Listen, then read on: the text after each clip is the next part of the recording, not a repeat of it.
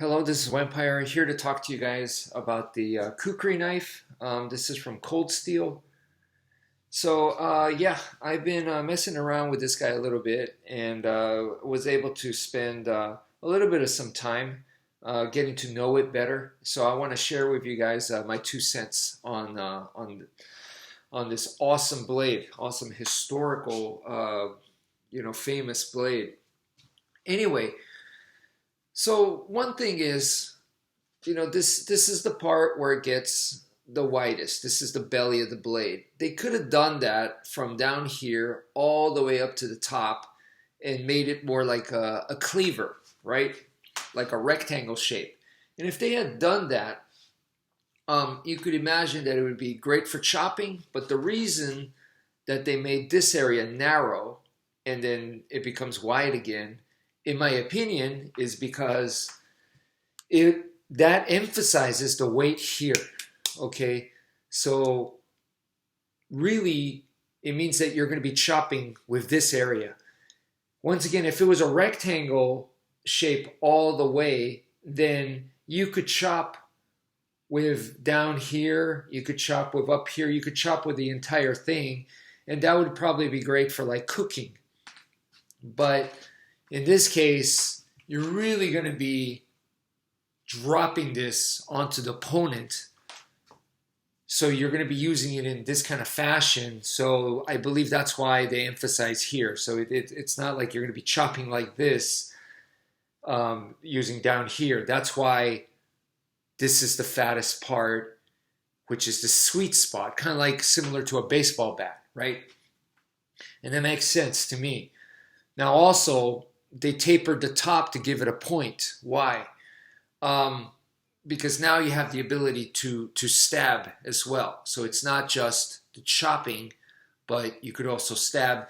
And they could have made it longer, but then when you do make it longer, you're going to get more leverage. But the problem with that is now it's going to be a little bit harder to wield.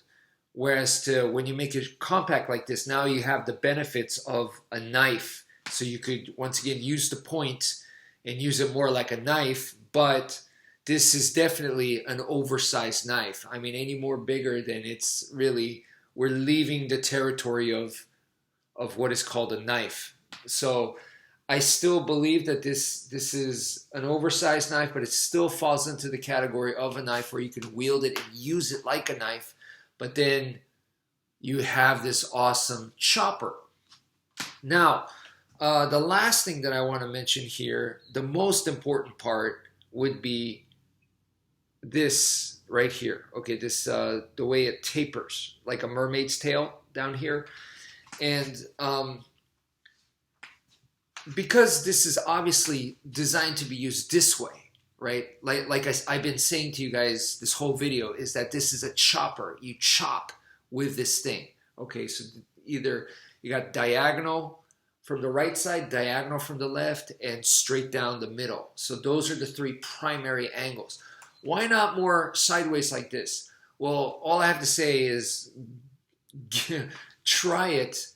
Try swinging with power sideways, and you're going to wear yourself out real fast. So that's why I personally would favor diagonal, diagonal, and straight down the middle right here, rather than doing more like this kind of motion. You're going to get tired real fast.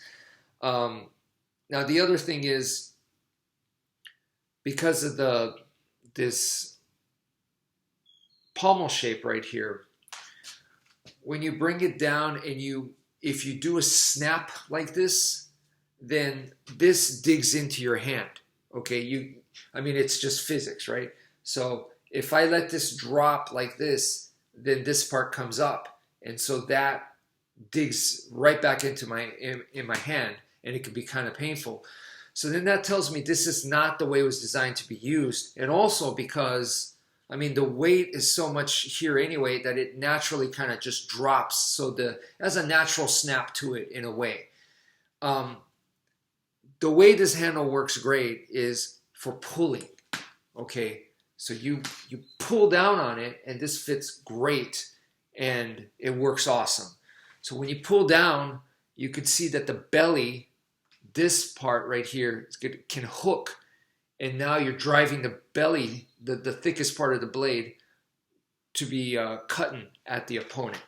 So you chop and you pull, chop and pull. So to me, that is the way that this was designed to be used. So if you're going to practice with this thing, think about that. So think about the 3 angles of attack. So diagonal here, and straight down.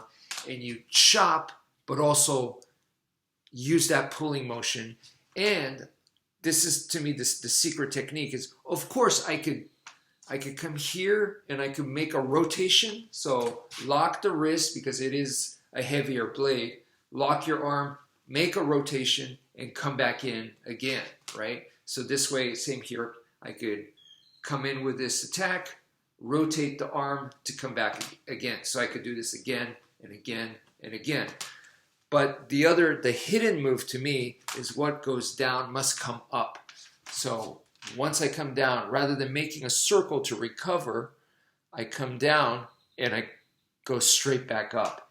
And that, to me, works very well. Why there's a point here is this sneaky stab upping motion that goes well with the mechanics of the blade. So that's it for now. Thank you for viewing, and take care, folks.